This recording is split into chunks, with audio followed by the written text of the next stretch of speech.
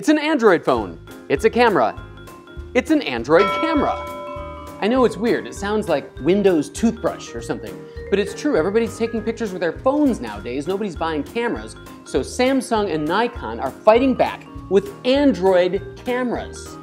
You can run all the usual apps, even GPS.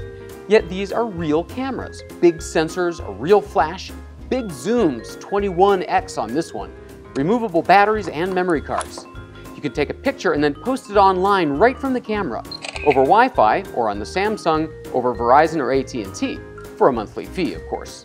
And you can use all these Android photography and editing apps. Even so, don't buy these cameras. The battery life is terrible, the pictures don't look very good, and above all, the price. $550 for this? For that money, you could get yourself one of these. Still, Samsung and Nikon, I like what you're doing. You're pioneers, you're being bold, that's good. Come back here in a year and let's see what you've got.